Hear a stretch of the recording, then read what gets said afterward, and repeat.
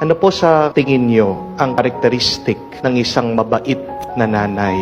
They're going to ask me, there are two very important traits to say that a mother is good and holy. Ano po yung dalawang bagay na yun? Ano yung dalawang ugaling yun? The first one is that she is always first for her family.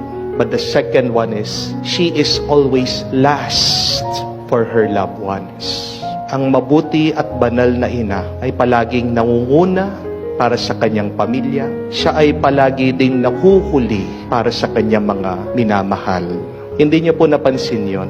Ang mabuting ina palaging nauunang nagigising sa umaga, nauunang nagtatrabaho, nauunang nagpapainit ng tubig para sa kape, nauuna para maglinis, nauuna para maglaba, nauuna para magluto, para pakainin ang mga bata. Minsan nga bago niya isubo, titikman pa ng ina kung tama ba yung pagkatimpla o hindi masyadong mainit para hindi mapasok yung dila o bibig ng kanyang mga anak.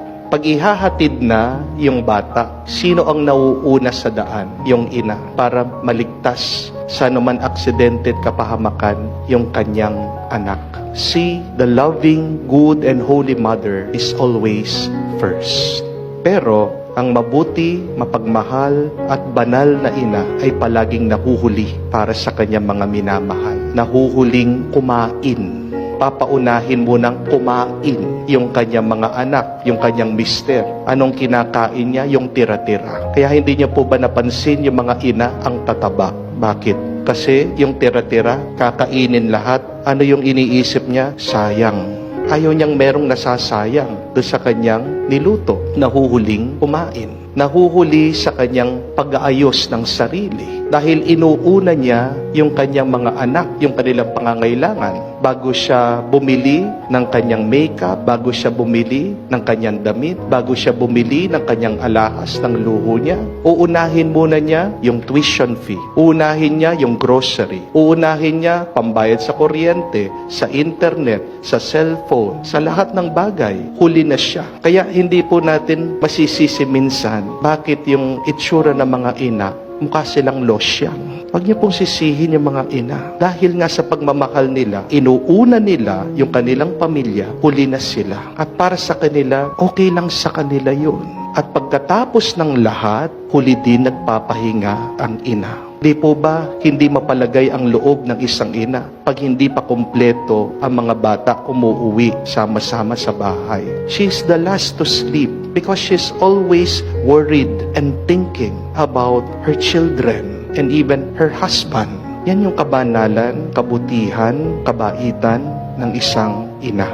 Kaya nga po, merong Jewish proverb, sabi niya, "For God cannot be everywhere at once. God created mothers." At may katotohanan po yun. Dahil nga sa katangian ng mga ina, nangunguna at nahuhuli. Remember, who is our God?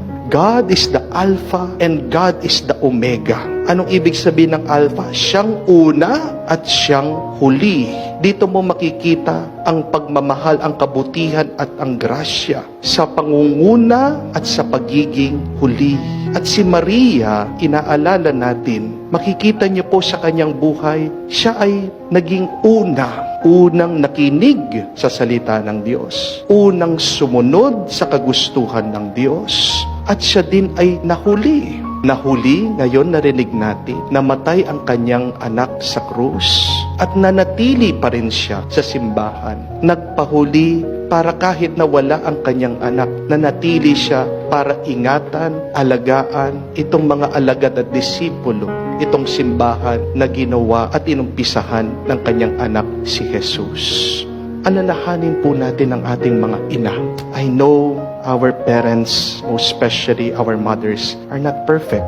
Wala pong perpektong ina, walang perpektong magulang. But you know what? Every parent tries their best. Magkamali man, alam po ng ina, ng magulang ang kanilang pagkakamali, and they always try to do their best. Ginagawa nila yung makakaya nila. Yeah, let us try to appreciate the effort of mothers, of the parents. Pagdasal po natin sila. sa kanilang ginagawa. Palaging nangunguna at palaging nahuhuli para sa atin.